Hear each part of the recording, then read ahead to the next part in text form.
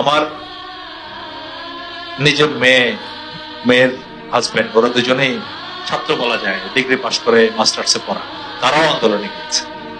সত্যি কথা বলতে তাদেরকে আমি বাধা দেই। আমার আপন ভাগ্নে নিজে আন্দোলনে গেছে, বাধা দেই, কারণ এটা একটা রাইট কজের জন্য আন্দোলন হচ্ছে।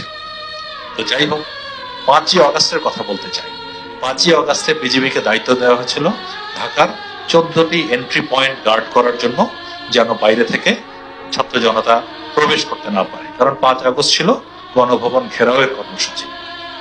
আদেশ অনুযায়ী, আদেশ এক জায়গা থেকে পাইনি, দেশের সর্বোচ্চ অসংখ্য পূর্বতন মন্ত্রী, ইভেন এমনকি অনেক সিনিয়র ব্যক্তিবর্গ, আমি বাইনে এবার বলতে চাচ্ছি না, একটা প্রেশারের মধ্য থেকে আমরা ওই 14 জায়গায় 80-90 জন করে বিজিবির সৈনিক পাঠালাম। 14টা জায়গা আপনারা অনুমান করতে পারেন। সকাল 9টা-10টার দিকে আমি খোঁজ নিলাম কি অবস্থা।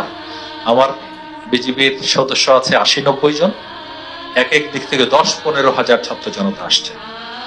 আমি বলেছি সবাই পোস্ট ছেড়ে দিয়ে সাইডে চলে যাও, জাস্ট ভ্যানিশ, কারণ এখানে 10-15 হাজার ছাত্র জনতার গার্ড করার কোনো প্রয়োজন নাই। এখানে কোনো ধরনের গার্ড করতে গেলে হতাহতের সংখ্যা বাড়বে। তো এইভাবে আমরা দায়িত্ব পালন করেছি। অনেক ক্ষেত্রেই যেটা বলেছি, অ্যারেস্ট করার কথা আমি বলেছি, বিজিবি অ্যারেস্টে তো